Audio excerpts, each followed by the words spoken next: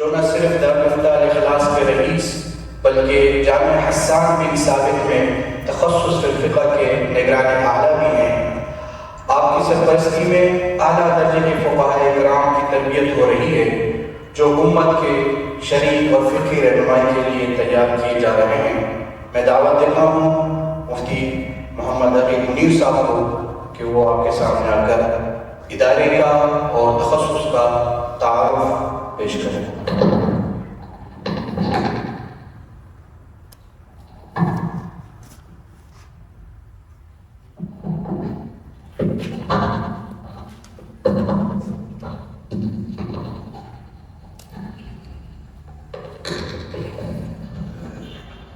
السلام علیکم ورحمۃ اللہ وبرکاتہ۔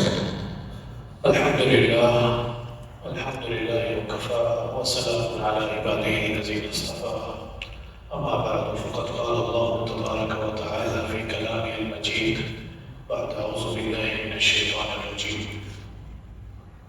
ما كان محمد ابا احد من رجالکم ولکن رسول اللہ وخاتم النبیین وکان اللہ بکل شیء علیما۔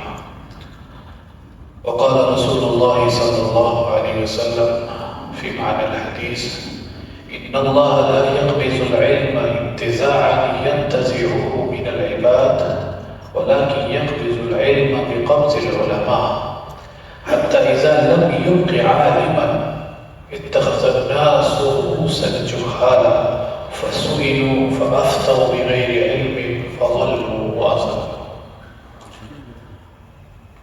میں نے جو آپ کے سامنے قرآن شریف کی آیت تلاوت کی ہے اس کا مفہوم یہ ہے کہ سرور کائنات حضرت محمد مصطفیٰ صلی اللہ علیہ وسلم جن کی برکت سے یہ تمام کائنات کی رنگینیاں اور تمام کائنات آباد ہے، وہ خاتم النبیین ہیں اور اللہ کے رسول ہیں۔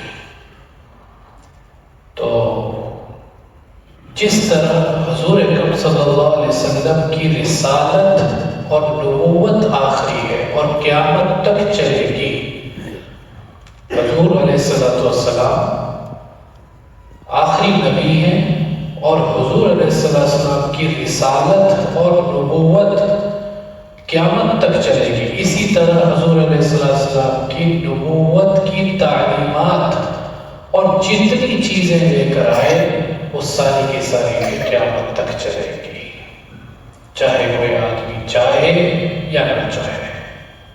حضور اکرم صلی اللہ علیہ وسلم کی مختلف طریقے تھے دین پھیلانے کے، جن میں حضور اکرم علیہ السلام نے جہاد بھی فرمایا، جہاد بھی قیامت تک چلے گا، کچھ لوگ کرتے رہیں گے۔ حضور علیہ السلام نے تزکیے کی مجالس قائم کی، تزکیہ آپ علیہ السلام مسجد میں تشریف لے گئے، ایک جگہ ذکر ہو رہا، ایک جگہ علم کی مجلس۔ تو یہ نبی علیہ السلام کی خاصیت تھی، یہ واحد نبی تھے جو یہ سارے شعبوں کے امام بھی تھے اور سارے شعبوں کو لے کے چلے، سیاست کو بھی لے کے چلے، اسی طرح اخلاقیات کو بھی لے کے چلے، اسی طرح دینی علم کو، وحی کو، مدارس کو، اسی طرح تبلیغ کو، اسی طرح ویلفیئر کے شعبے کو، پتہ نہیں کتنے شعبے ہیں، انگنت شعبے ہیں، وہ ہمارے نبی علیہ السلام کی نبوت کے شعبے ہیں، اور یہ سارے کے سارے شعبے قیامت تک چلیں گے۔ کچھ لوگ کرتے رہیں گے اور کچھ لوگ قیامت تک اسلام کو پھیلاتے رہیں گے۔ یہ اللہ کی طرف سے قبولیت ہے، جو اس میں قبول ہو جاتا ہے۔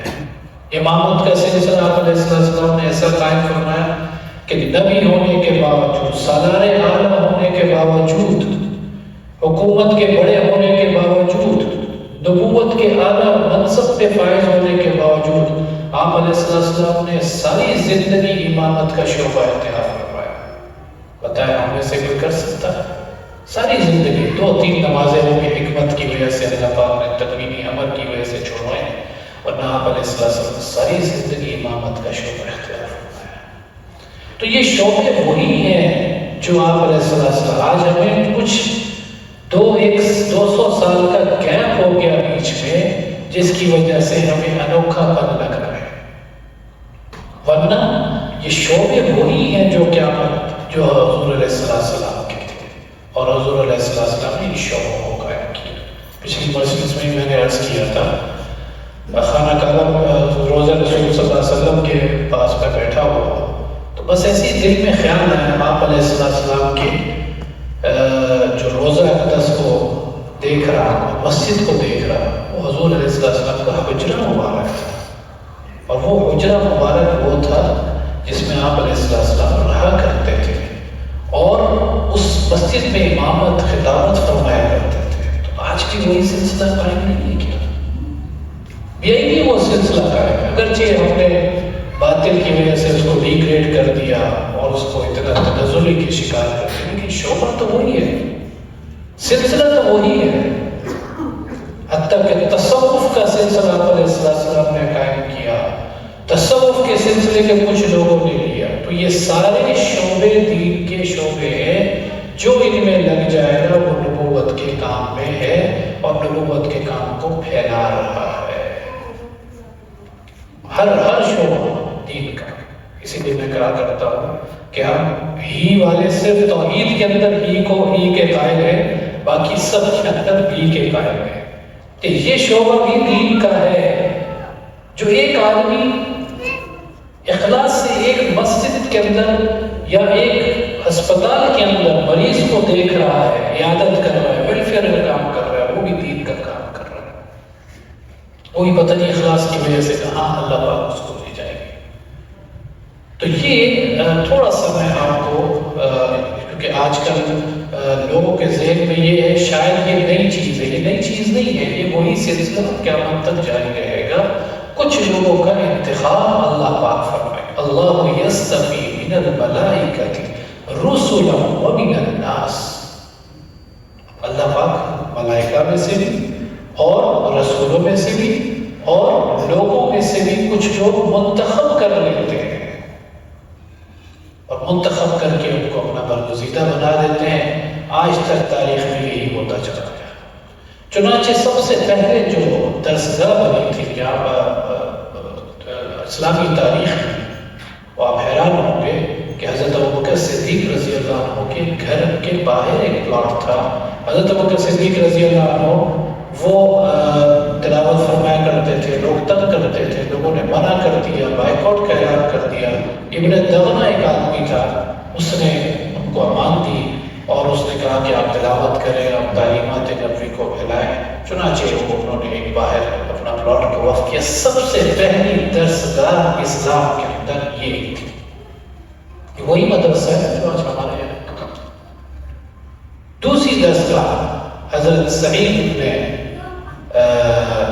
حضرت فاطمہ بن سعید رضی اللہ عنہ جو بنت جو حضرت عمر رضی اللہ عنہ کی بہن تھی، شیرہ تھی، اور جن کا واقعہ آپ نے شروع میں سنا اور بچپن میں سنا کہ وہ آئے اور حضرت عمر رضی اللہ عنہ نے مارا ان کو، اور مارنے کے بعد پھر اس کے وہ بھی مسلمان ہو گئے۔ چنانچہ حضرت عمر رضی اللہ عنہ فرماتے ہیں کہ حضرت خباب بن الارت رضی اللہ عنہ کو اور ایک اور آدمی کو آپ صلی اللہ علیہ وسلم نے مقرر فرمایا، اور یہ دو آدمی اور ان کو ان کا کھانے کا انتظام کا ہماری ذمہ داری تھی، اور انہیں قرآن شریف سکھاتے تھے۔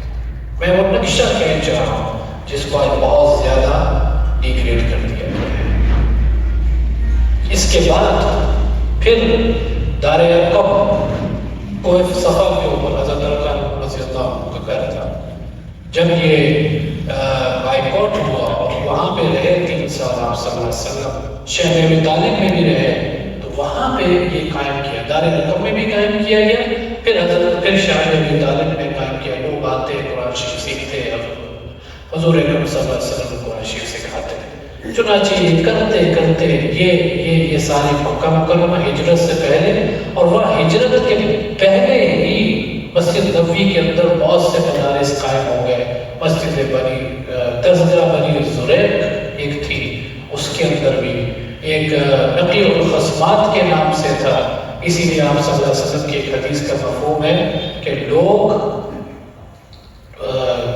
اسلحے کے زور پہ اور لوگ جنگ و جدل کر کے ملکوں کو قبضہ کرتے ہیں، ہم نے قرآن کے ذریعے مدینہ منورہ کو فتح کیا ہے۔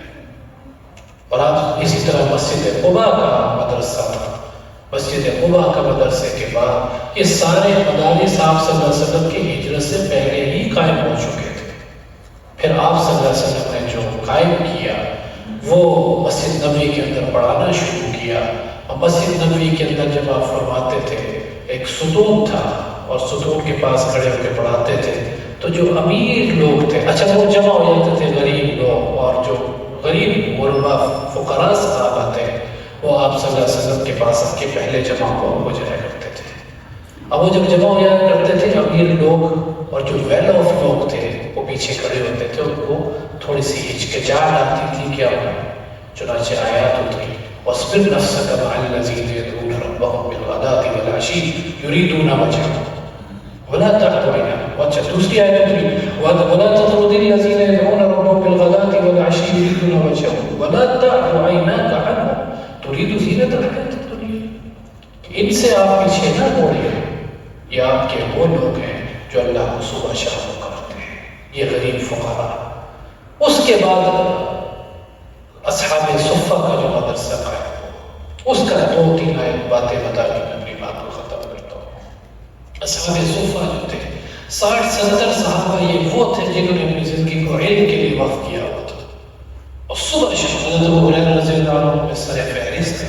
حضرت ابو ہریرہ رضی اللہ عنہ کہتے ہیں میں دیکھتا تھا اصحاب صفہ اتنے فقراء تھے پاس کہ وہ اگر چادر تہمت کے طور پہ باندھتے تھے اور بار بار اوپر کرتے تھے کہ کہیں سطر پوشی نہ ہو، سطر جو ہے نا ہمارا نظر نہ آئے، تو سطر پوشی کے لیے بار بار اوپر کرتے تھے، اوپر ڈھانکنے کے لیے ان کے پاس کچھ نہیں ہوتا تھا۔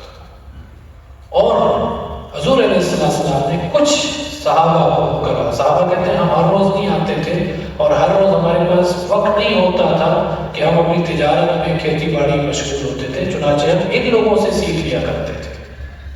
دیکھیں وہی دور کا میں نقشہ ہے۔ ہر آدمی اس علم کے لیے مشغول نہیں ہوگا، دوسرے بھی شعبے چلا رہے ہیں۔ پھر وہ صحابہ کرام رضوان اللہ علیہم جو اصحاب صفہ تھے، ان میں جو ہے حضرت ابو ہریرہ رضی اللہ عنہ، کتنی ہزاروں حدیث، اور حال کیا تھا کہ حضرت ابو ہریرہ رضی اللہ عنہ فرماتے کہ آپ علیہ السلام نے امیر صحابہ فرماتے امیر صاحب کو حکم دیا تھا 2 آدمیوں کی جوڑی بنا کے کہ ان کو تم نے کھانا کھلانا، اور وہ اپنے باغات کے اندر کھیتی باڑی کرتے تھے، کھیتی باڑی کر کے جو ان کی خوشے ہوتے تھے کھجوروں کے وہ یاد آ کے لٹکا دیا کرتے تھے، اور لٹکانے کے بعد یہ جو کچھ ہوتا تھا تھوڑی بہت کھجوریں کھا کے دین کا علم کو باقی رکھتے تھے۔ وہ دین کا سلسلہ آج تک 1400 سال تک اور قیامت تک یہ وہی سلسلے کی لڑی ہے، یہ وہی لڑی ہے۔ چنانچہ آپ اس میں دیکھیں گے غریب لوگ زیادہ ہیں اور غریبوں کو رکھنا ہے، اگر ان کو نہیں رکھیں گے تو یہ کار نبوت نہیں ہوگا۔ بہت سے اداروں نے کہا کہ ہم ان غریبوں کو اٹھا کے دوسرے بچوں کو رکھیں، تو اللہ کی مدد نہیں آئی ان کے ساتھ۔ نبوی مزاج یہ نہیں ہے، نبوی مزاج یہ ہے کہ دین انہی سے پھیلے گا، اور انہی لوگوں کے ساتھ رہ کے اللہ کی رضا حاصل کرنا چاہتے ہو تو ان لوگوں کے ساتھ رہنا پڑے گا۔ وَاصْبِرْ نَفْسَكَ مَعَ الَّذِينَ يَدْعُونَ رَبَّهُمْ بِالْغَدَاةِ وَالْعَشِيِّ، صبح شام اللہ کو پکاریں۔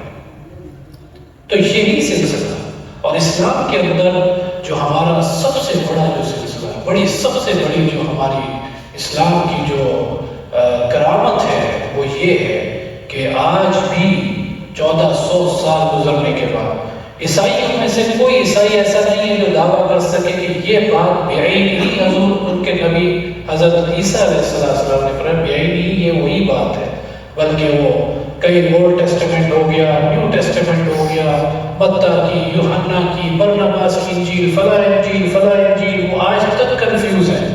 لیکن ہماری یہ کتابیں پڑھی ہوئی ہیں، اس میں سلسلۃ الذہب جو ہے، جو ہمارا گولڈن جو نیریٹرز کا چین ہے، گولڈن نیریشن چین جو ہے، وہ ہماری جو راویوں کی سند جو ہے وہ آج تک بریک نہیں، بلکہ آپ علیہ السلام نے بعض صحابہ کو ہاتھ ملا کر وہ حدیث بتائی. وہ آج تک 1400 سال بعد جو استاد پڑھاتا ہے تو وہ ہاتھ ملا کر وہ حدیث بتاتا ہے. اور آج بھی چنانچہ امام بخاری رحمۃ اللہ علیہ نے کم از کم 7000 حدیثیں بخاری کے اندر ہیں، اور ہر حدیث کے 6 راوی ہیں تقریباً. اور راویوں کی جرح و تعدیل کا جو باب قائم کیا ہے، راویوں کی جرح و تعدیل اتنی سخت قائم کی ہے کہ ایک امام ہے شافعی غالباً، وہ فرماتے ہیں کہ جب یہ آتے تھے اس کی تحقیق کرنے تو گاؤں والے یہ کہتے تھے کہ آپ اس کا رشتہ دینے کے لیے آئے ہیں، پوری زندگی کسی کا جھوٹ تو نہیں ثابت ہوا. چنانچہ امام بخاری رحمۃ اللہ علیہ بہت دور سفر کر کے گئے، پتہ نہیں کتنے کلومیٹر کا، اور وہاں پہ جب گئے تو دیکھا کہ وہ اپنے گھوڑے کو بلا رہا ہے اور اس کے اندر گھاس ہے نہیں، اور گوئے کو بلا رہا ہے کہ گھاس ہے. تو وہاں سے واپس آ گئے، کہنے لگے کہ گھوڑے کو دھوکہ دے سکتا ہے تو حدیث کے بارے میں بھی جھوٹ بول سکتا ہے، اسے حدیث نہیں کی. ایسا سلسلہ ہے. اس سلسلہ کن لوگوں نے قائم رکھا ہوا ہے؟ کیا ڈاکٹرز نے قائم رکھا ہوا ہے؟ کیا فلاسفرز نے قائم رکھا ہوا ہے؟ کیا انجینئرز نے قائم رکھا ہوا ہے؟ آپ تک حدیث پہنچ رہی ہے. آپ آج بھی میں ایک جگہ گیا، ایک مذہب کے لوگ تھے، انہوں نے کہا صرف یہ اس لیے قائم نہیں ہے، یہ مذہب نہیں پھیلا ہے کہ ان کا علم باقی نہیں ہے، ان کے پاس اپنے اسکولز نہیں ہیں، ان کے پاس اپنے مدارس نہیں ہیں. آج بھی کوئی بھی کرسچن کمیونٹی کو دیکھ لیں، جہاں ان کا اسکول ہوگا، جہاں ان کا چرچ ہوگا، وہاں آپ ان کو درسگاہ بھی نظر، اسکول بھی نظر آئے گا. جتنے کیتھولک چرچ ہے، پروٹسٹنٹ چرچ ہے، ان کے ساتھ آپ کو اسکول نہیں نظر آتا.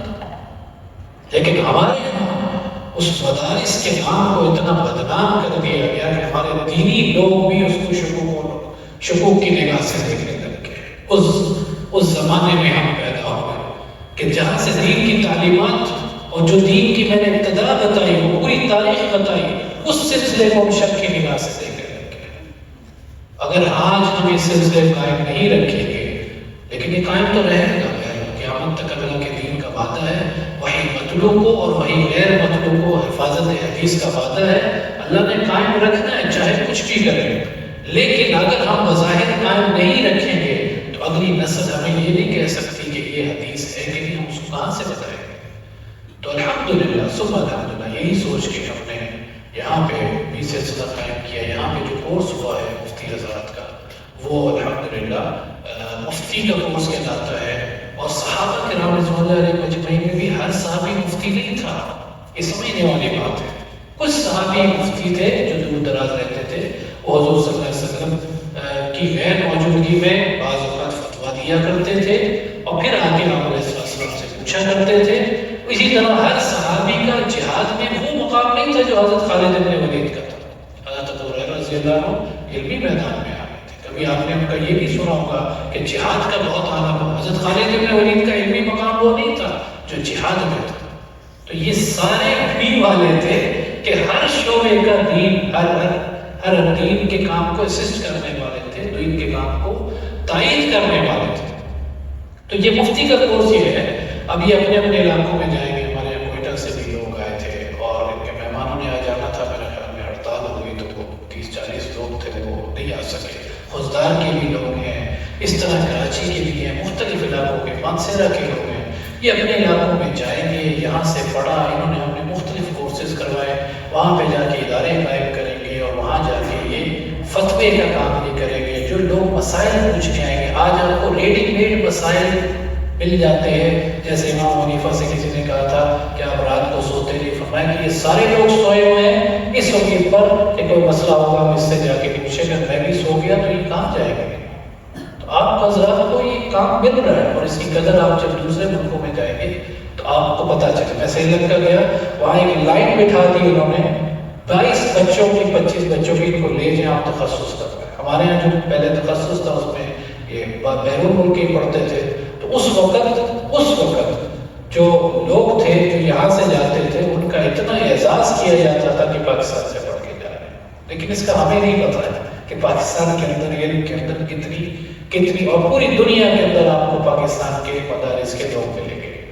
تو ہم نے یہاں پہ مختلف کتابیں بھی پڑھائی اور مختلف درس بھی ہوتے تھے، پھر مطالعہ ہوتا تھا، پھر فتاویٰ لکھنے ہوتے تھے. چنانچہ ہم نے میراث کو مستقل سبق میں پڑھائی. فقہ البیوع ہم نے بالاستیعاب، ہم نے پہلی جلد کو بالاستیعاب پڑھایا ہے، اور اصول الافتاء و آدابہ پڑھایا، مقدمہ شامی، فلکیات کا پورا کورس کروایا، اصول املاء، تعارف کتب، پھر مطالعے کی کتابیں رد المحتاج رکھی، بدائع الصناع رکھی، پھر فتاویٰ ہندیہ رکھی، اردو فتاویٰ میں فتاویٰ دارالعلوم دیوبند، دارالفتاویٰ دارالاحکام، فتاویٰ عثمانی، آپ کے مسائل کا حل، فتاویٰ دارالعلوم کراچی، جواہر الفقہ، فقہی مقالات، رسائل کا مطالعہ، حیلہ ناجزہ، آلات جدیدہ کے شرعی احکامات، اور اسلامی بینکاری کی بنیادیں، مسئلہ سود وغیرہ. یہ ساری پورا ان کا رپورٹ ہوتی تھی جو یہ روزانہ بناتے تھے کہ ہم اتنا اتنا مطالعہ کر کے گئے، اور اس کا رجسٹر ہمارے پاس موجود ہے. اسی طرح ہر طالب علم کے ذمہ فتاویٰ تحریر کرنے ہوتے تھے، 100 فتاویٰ، جس کا ایک بھی کم فتویٰ ہے اس کو ہم سند جاری نہیں کرتے. چنانچہ اس میں مختلف دلائل دیتے تھے، کچھ عربی میں، کچھ اردو کے اندر، اور عربی دلائل میں ایک دلیل شامی یا ہندیہ میں سے دینا لازمی ہے، دوسری بدائع الصناع اور مخصوص عرصی، فرافت القدیر، محیط البرہانی، ان میں سے بھی شرح المجلہ میں سے کسی میں سے بھی دے سکتے ہیں. اسی طرح ہم نے مختلف کورسز ان کو کروایا، میراث کا کروایا، فلکیات کا ہم نے سمت قبلہ، تخریج اوقات، ان کے اپنے علاقے کی تخریج اوقات نکلوائی، رؤیت ہلال کی مشق کروائی، عملی مشق، رد احاط پہ، ٹائم مینجمنٹ پہ، مکاتب قرآنیہ کا 2-3 دن کا ہمارے یہاں کورس ہوا. اس طرح مکتبہ شاملہ کا تفصیلی تعارف اور اس کو آپریٹ کرنے کا طریقہ ہم نے سکھایا. نظام الاوقات مختلف ہمارے یہاں رہے، 8 سے 10 بھی بجے بھی تھے، پھر 10 بجے سے 10 وقفہ ہوتا تھا، 10:15 سے 12:15، 12:15 سے 2:15 تک، 2:15 سے نماز عصر تک یہ سلسلہ چلتا رہا. اور یہ مختلف شعبے ہم نے قائم کیے اور یہ ان حضرات کی تربیت کی. اور اس پہ میں سب سے زیادہ شکریہ مفتی مولانا الطاف صاحب کا بھی کرتا ہوں. اللہ پاک ان کو جزائے خیر دے، ان کے دل میں اللہ نے ڈالا اور یہ سارا انتظام وغیرہ انہوں نے کیا. اور آئندہ بھی ہماری کوشش یہ ہوگی کہ اس سلسلے کو آگے بڑھائیں، اور ایک سلسلہ شروع کیا ہے اور آگے کتابوں کا بھی اور حفظ کا بھی اور مزید ابھی مشورے جاری ہیں انشاءاللہ. اور مزید عوام کے لیے ہم نے سوچا ہے کہ کوارٹرلی 3 مہینے کے بعد 2 مہینے کے بعد اسی طرح کی پریزنٹیشن ہو، جس میں عوام کی، جس میں ینگسٹرز آئیں، جس میں عورتیں بھی آئیں، بچے بھی آئیں، جو ان کی تربیت کرنے والا کوئی بھی نہیں ہے اس وقت. تو وہ کہاں سے تربیت ان کی کریں گے؟ وہ یہاں آ کے سنیں گے، اور مختلف لوگوں کو پوری ہمارے پاکستان میں بہت قیمتی خزانہ موجود ہے، ان کی تربیت کریں. ہمارے مفتی ارشاد احمد اعجاز صاحب ایک بہت بڑا خزانہ ہمارے پاس موجود ہے جو پاکستان کا اسلامی بینکاری کے اندر ماشاءاللہ. اور اس کے علاوہ کی اسلامی بینکاری میں تو مشہور ہے، لیکن اس کے علاوہ جو خدمات ہیں وہ آپ کو پتہ نہیں ہے. وہ انشاءاللہ آپ جب ان کے قریب رہیں گے اور جب آپ کو اندازہ ہوگا کہ ہر موضوع پہ ان کا ایک اپنا تخصص ہے، اور ہر موضوع پہ ان کی اپنی بات چیت ہے، اور ہر موضوع پہ ان کا مطالعہ ہے، اور ہم اکثر ان سے مشورہ کرتے ہیں، استفادہ بھی کرتے ہیں. تو امید ہے کہ اگلا سال بھی ہم انشاءاللہ اس پروگرام کو آگے بڑھائیں گے، اور عوام کے لیے اس مسجد کے اندر سے ہماری نیت یہ ہے کہ پوری دنیا کے اندر، اور اگلے سال ہم آن لائن بھی انشاءاللہ یہاں سے کلاسز اٹینڈ کروائیں گے، جیسے آسٹریلیا ہو گیا، ساؤتھ افریقہ ہو گیا، اور ہمارے کافی طالب علم ہیں، سری لنکا ہو گیا، وہ محنت کرتے رہتے ہیں، فقہ البیوع آپ ہمیں پڑھائیں. تو یہاں سے ہم انشاءاللہ آن لائن بھی سلسلہ جاری رکھیں گے، کیونکہ ہم نے نیت کی ہے کہ اس مسجد کو پوری دنیا کے لیے دین کا پھیلنے کا ذریعہ بنائے. اللہ پاک ہماری مسائل کو اور ان سب حضرات کی مسائل کو اپنی بارگاہ میں حضور اکرم صلی اللہ علیہ وسلم کے صدقے سے قبول فرمائے. جزاک اللہ خیر. السلام علیکم.